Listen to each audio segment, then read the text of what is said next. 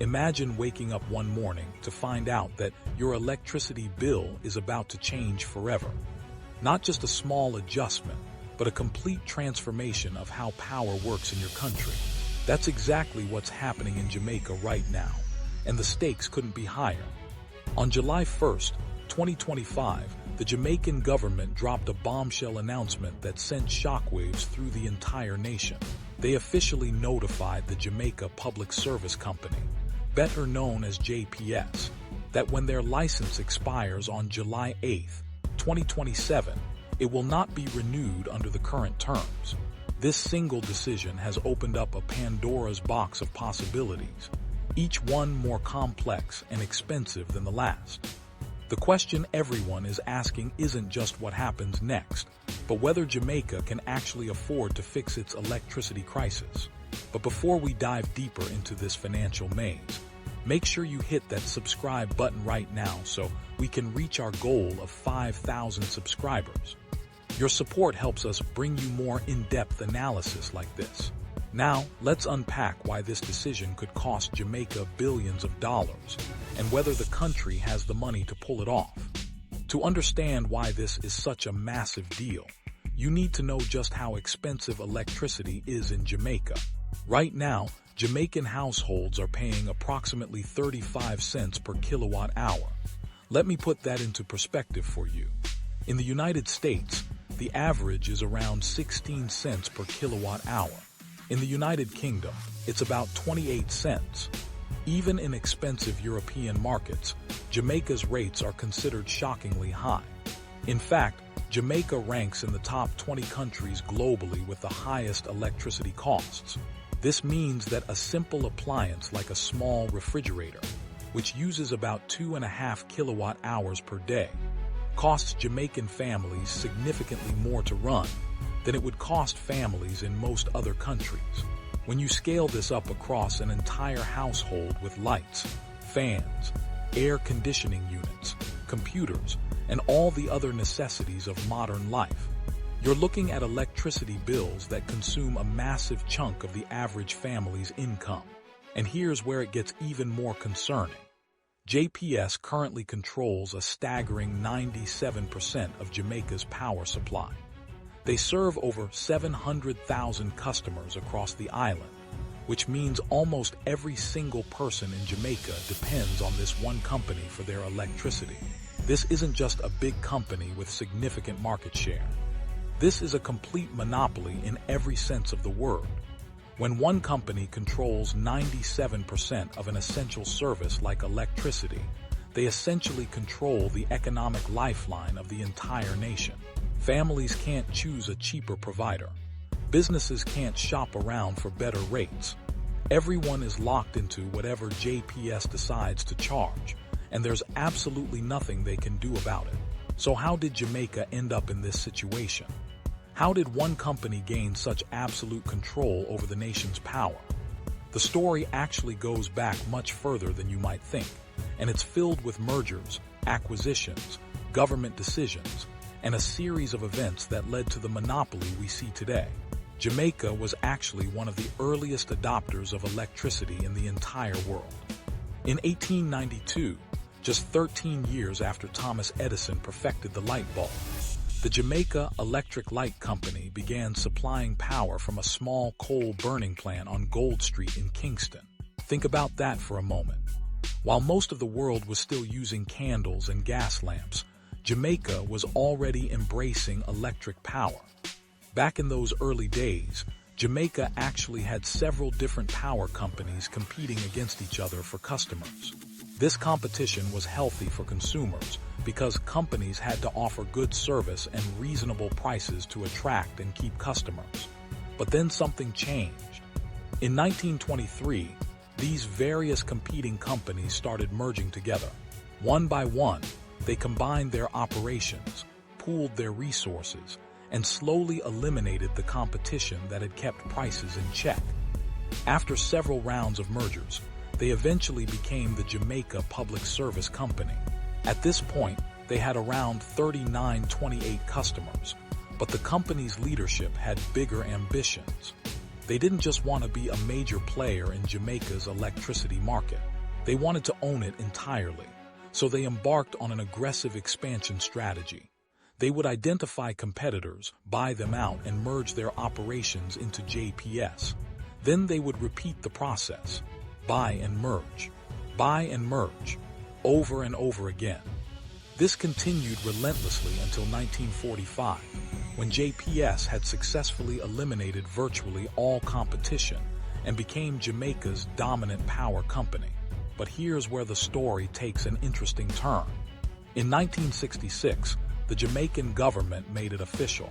They granted JPS the first all-island electric license, essentially giving the company a formal monopoly over electricity in Jamaica. This wasn't a company that simply outcompeted everyone else. This was a government-sanctioned monopoly. The government looked at the situation and decided that having one unified electricity provider made more sense than having multiple companies. Then, in 1970, the government took an even more dramatic step. They decided to nationalize JPS and run the company themselves. For 31 years, from 1970 to 2001, the Jamaican government operated JPS as a state-owned enterprise. But in 2001, the government reversed course and decided to privatize the company again. They sold 80% of JPS to Merrant Corporation and kept only 19% for themselves. That 19% government stake still exists today.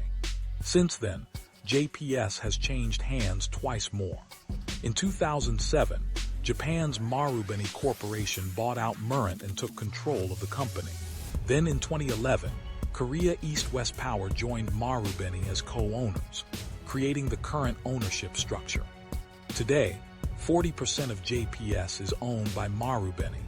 Another 40% is owned by Korea East-West Power. 19% remains with the Jamaican government, and a small 1% is held by private shareholders. This international ownership structure is important to understand because it plays a crucial role in the financial calculations we're about to explore. Now, let's get to the heart of the matter. The government has announced they won't renew JPS license under current terms, which means they're considering taking control of the company. But here's the trillion-dollar question. Can they actually afford to do it? Let's run through the numbers, and I warn you, they're pretty eye-opening. Industry analysts estimate that the current fair market valuation for JPS is approximately $2 billion.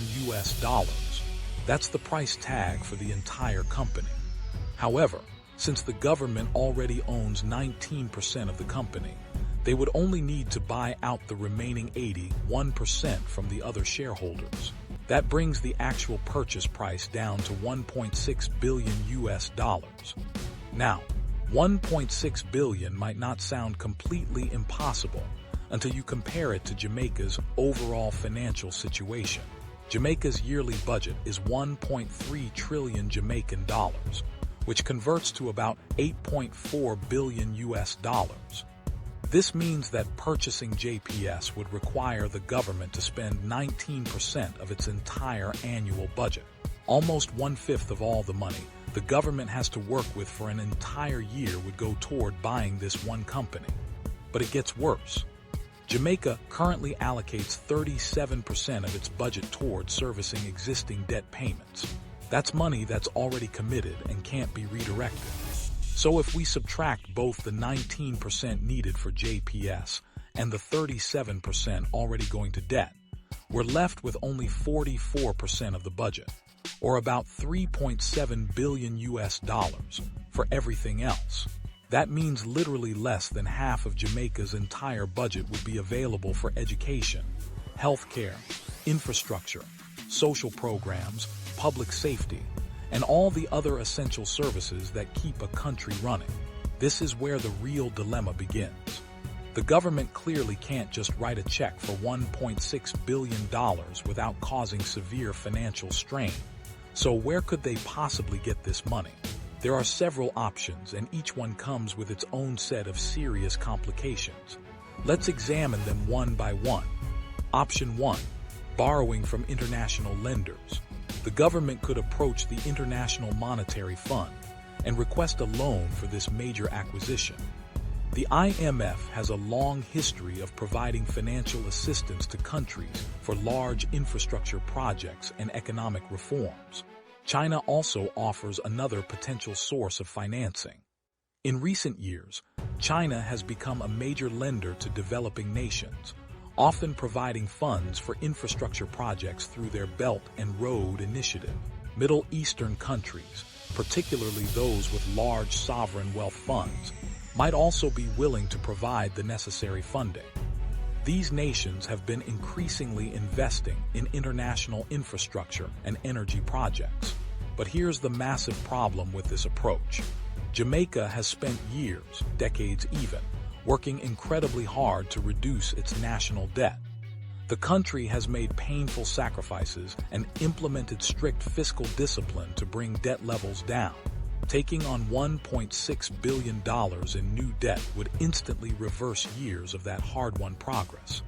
It would be like watching someone work for 10 years to pay off their credit cards, only to max them all out again in a single day.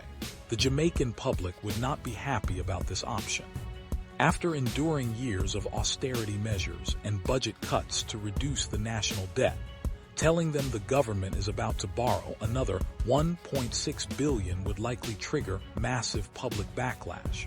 Option 2. Using the country's foreign exchange reserves. Jamaica currently maintains approximately $5.8 billion in foreign exchange reserves. Now, if you're not familiar with what foreign exchange reserves are, let me explain because they're crucial to understanding why this option is so risky. A foreign exchange reserve is money that a government keeps in foreign currencies, primarily US dollars. These reserves serve as a financial safety net and play a critical role in protecting the country's currency. The Bank of Jamaica maintains these reserves specifically to buy Jamaican dollars when necessary. This helps keep the exchange rate stable and prevents the Jamaican dollar from losing value too quickly. It's like having an emergency fund that protects the entire economy. Taking $1.6 billion from these reserves would reduce them by 28%, and this would put Jamaica in an extremely vulnerable position. Why? Because Jamaica is particularly prone to economic shocks. The island faces regular threats from earthquakes and hurricanes, which can cause billions of dollars in damage and require immediate emergency spending. There are also global market disruptions, sudden changes in oil prices, and international financial crises that can impact Jamaica's economy. The foreign exchange reserves are specifically meant to cushion these blows. Without adequate reserves, Jamaica would be like a person living paycheck to paycheck with no emergency savings. One major disaster could send the entire economy into a tailspin. Even worse, using the reserves for this purpose would set a dangerous precedent. If the government dips into the reserves to solve this problem, what happens the next time they face a major financial challenge?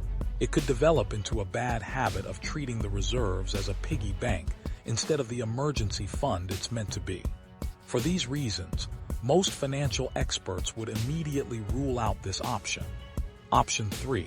Raising funds through the Jamaica Stock Exchange. This is perhaps the most interesting option because it involves the public directly.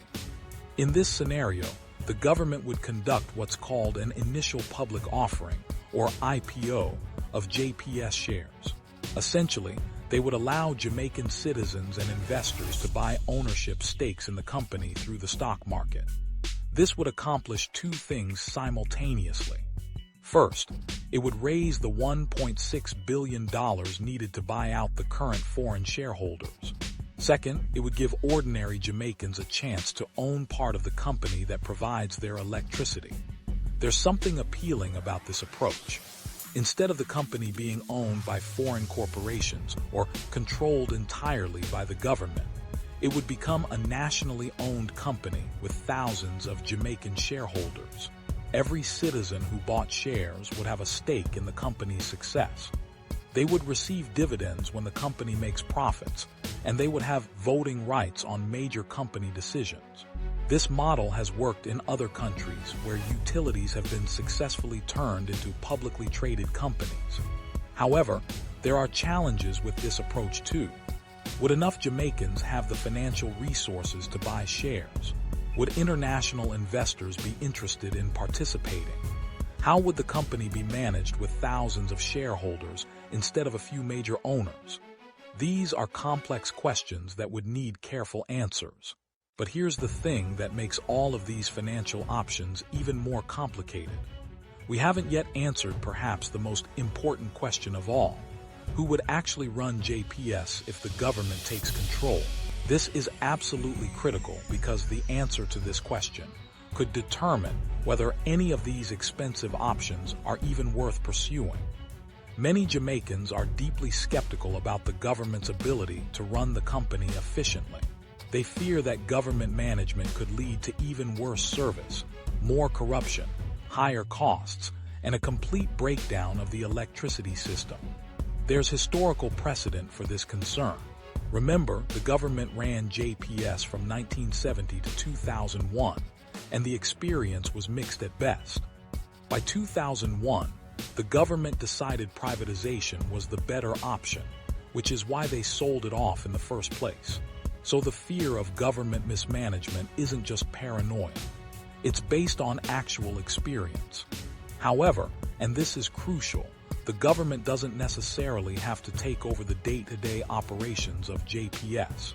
There are actually several alternative approaches that could address the electricity crisis without the government trying to run the company itself.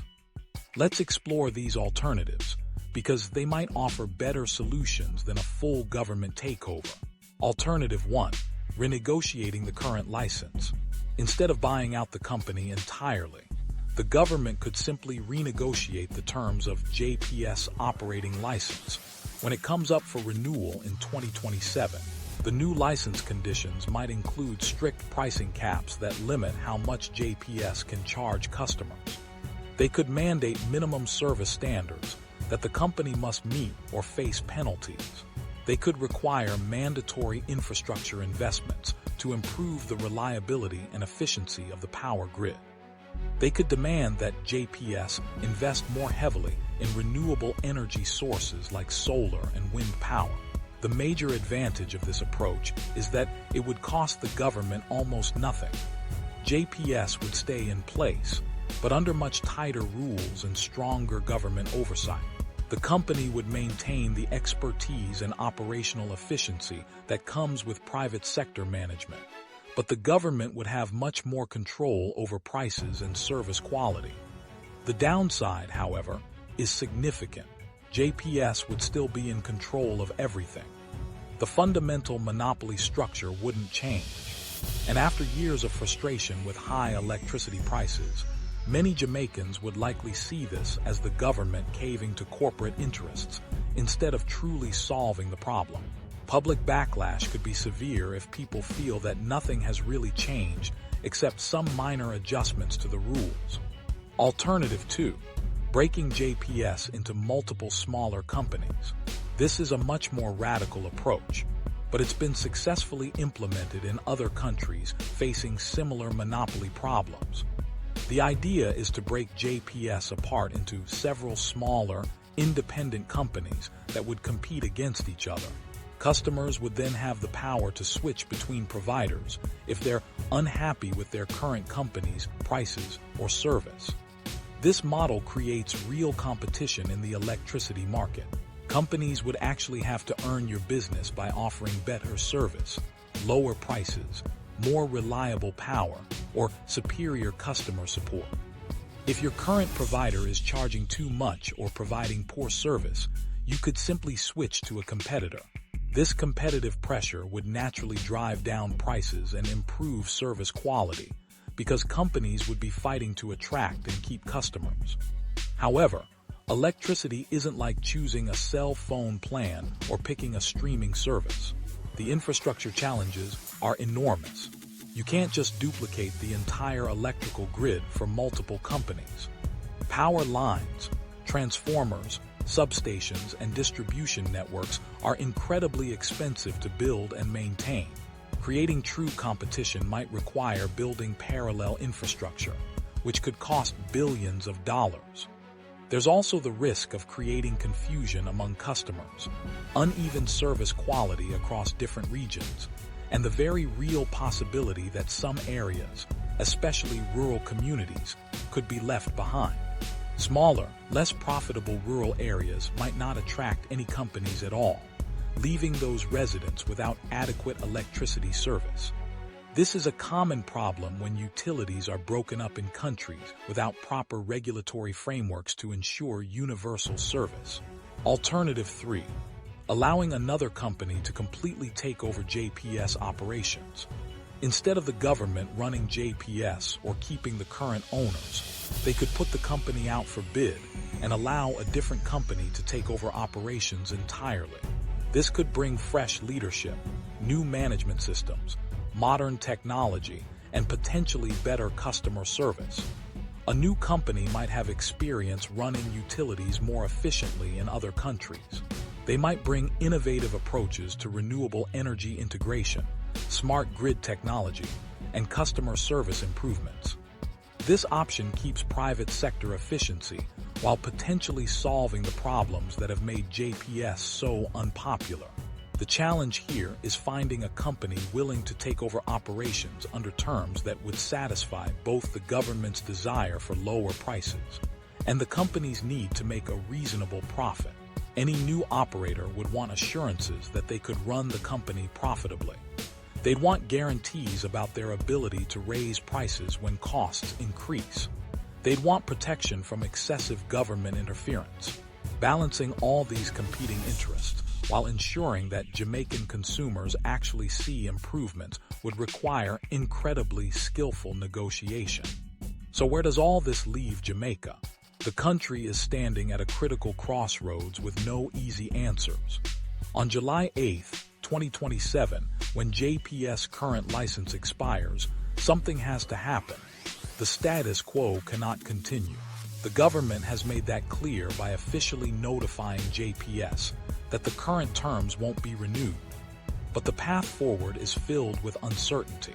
Does the government spend $1.6 billion to buy out foreign shareholders and take full control, even though it would consume 19% of the entire national budget? Do they borrow the money and reverse years of progress in reducing the national debt? Do they tap into foreign exchange reserves and leave the country vulnerable to economic shocks? Do they try to raise the money through a public stock offering and create a nationally owned utility? Or do they pursue one of the alternative approaches that doesn't require buying the company at all? Each option has compelling arguments in its favor, and each one has significant drawbacks that can't be ignored. The government must weigh not just the financial costs, but the political implications, the risk of service disruptions, the potential for corruption or mismanagement, and the long-term impact on Jamaica's economic development. Whatever decision they make will affect every single person in Jamaica for decades to come. This isn't just about electricity. It's about the future of the entire nation. It's about whether Jamaica can break free from one of the most expensive electricity markets in the world and give its citizens and businesses a fair chance to thrive. It's about sovereignty and control over essential infrastructure. It's about trust in government institutions. It's about finding a balance between public interest and private sector efficiency. The clock is ticking. The government has less than 2 years to figure this out. 2 years might seem like a long time, but when you're dealing with a decision of this magnitude, involving billions of dollars and affecting hundreds of thousands of people, 2 years can pass very quickly. The Minister of Energy, Darrell Vaz, has stated that the people of Jamaica have not been served well by the existing electricity supply arrangements. He's made it clear that the current terms under the existing license are not acceptable. But saying what won't happen is much easier than figuring out what should happen instead. The Jamaican people are watching closely. They've been paying some of the highest electricity rates in the world for years, and they're tired of it. They want change. They want relief. but they also want to make sure that whatever change comes doesn't make things even worse. The private sector has welcomed the government's decision not to renew the license under current terms, but they're also calling for careful planning and transparent decision-making. They don't want rushed decisions that could destabilize the electricity sector or harm Jamaica's investment climate. International investors are watching too. How Jamaica handles this situation will send signals about the country's approach to foreign investment, contract sanctity, and government reliability.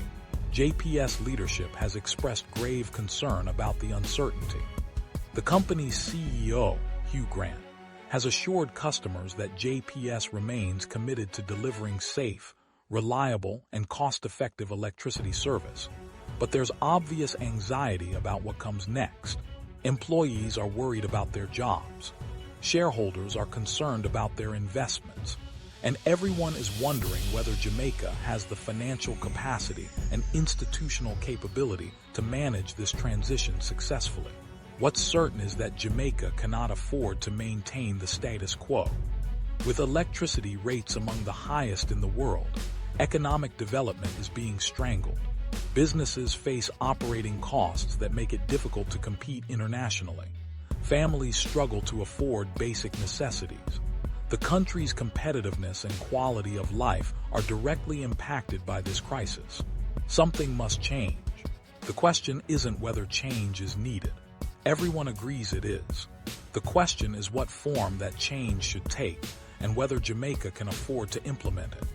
Can they afford the $1.6 billion buyout? Perhaps more importantly, can they afford not to solve this problem? The cost of inaction might ultimately be higher than the cost of any solution. Every year that passes with exorbitant electricity rates represents lost economic opportunities, reduced quality of life, and diminished competitiveness on the global stage. As we approach that crucial date of July 8, 2027, the world will be watching Jamaica's electricity experiment. Will they find an innovative solution that other countries can learn from? Will they succeed in breaking up a monopoly and creating real competition in the electricity market?